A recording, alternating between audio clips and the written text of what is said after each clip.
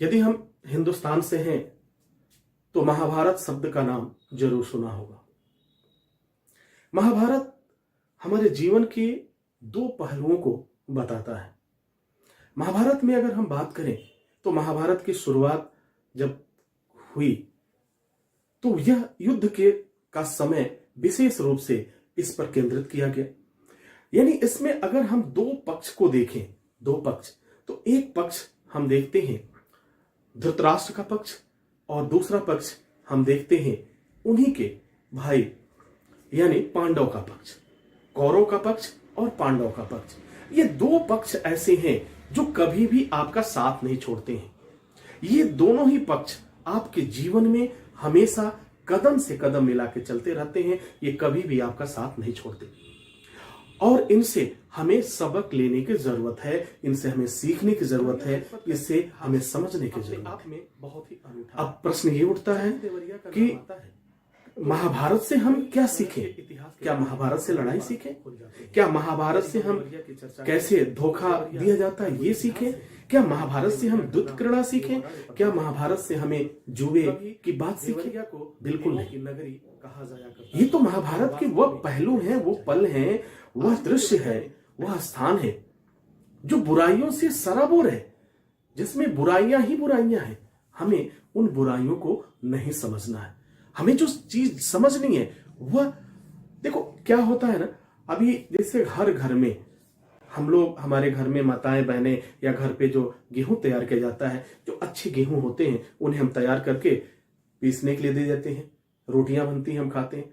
किसी भी ऐसे टुकड़े को हम नहीं रखते हैं जिसमें थोड़ा भी रोग लगा हो या फिर उसको घूनने या किसी जीव ने खाया हो, उसे हम छोड़ देते हैं।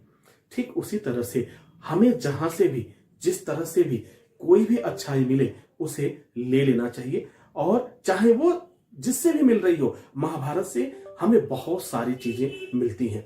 मैंने शुरू में ही बात किया, महाभारत से हमें दो पहलुओं पर विचार करने का मौका मिलता है। जैसे मैंने बात किया कौरव की बात किया और एक मैंने बात किया पांडव की बात किया। अब इन दो पहलुओं को अगर हम देखें, अगर हम इसको शास्त्र से जोड़ते हैं तो हमें कह सकते हैं कि एक धर्म का पक्ष है और एक अधर्म का पक्ष है। दूसरी बात, अगर हम वास्तविकता, यूनिवर्सल ट्रुथ की बात करें, शाश्वत सत्य की बात करें, तो उस समय हम ये कह सकते हैं कि एक क्या है, एक शाश्वत सत्य है और एक क्या है, शाश्वत असत्य है। दोनों में ही शाश्वत शब्द का प्रयोग मैंने किया। दोनों ही एक सत्य है और एक असत्य है। दोनों की अपनी अपनी बिसात है और अपनी अपनी विचारधाराएं हैं। दोनों ही अपनी विचारधारा में पारंगत है। दोनों ही अपने विचारधारा में पारंगत है। अगर हम असत्य की बात करें तो असत्य भी अपने विचार में पारंगत है और सत्य की बात करें तो भी अपने विचारधारा में पारंगत है। अब ये प्रश्न उठता है कि हमें इससे क्या सीखना चाहिए, हम इससे क्या सीखें और क्या हमें सीख लेना चाहिए।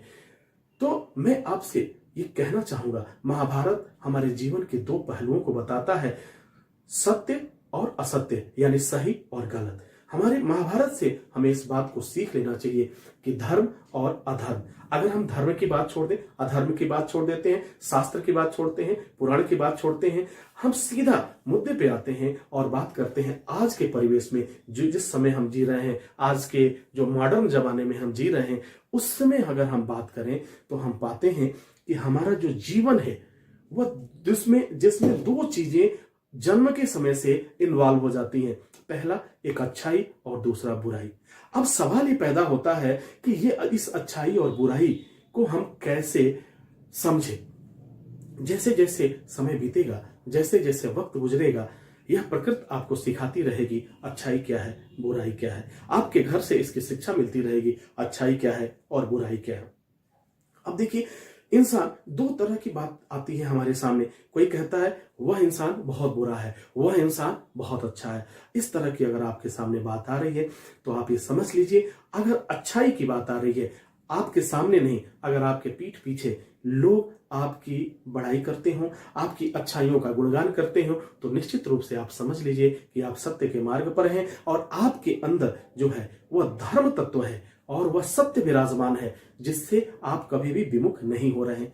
लेकिन ठीक दूसरे ही पल पे मैं बात करूं, अगर आपके पीठ पीछे तमाम तरह की बुराइयां हो रही हैं तो आप ये समझ लीजिए कुछ न कुछ सुधार करने की आवश्यकता है और हमसे कुछ न कुछ जाने अनजाने में जरूर कुछ ऐसी गलतियां हो रही हैं जो हमें लोगों को बात करने पर मजबूर कर रही हैं। उसे हमें जरूर सुधारना चाहिए। तो हम यहाँ पे महाभारत से के दो पहलुओं से हम सीखना क्या है? अच्छाई।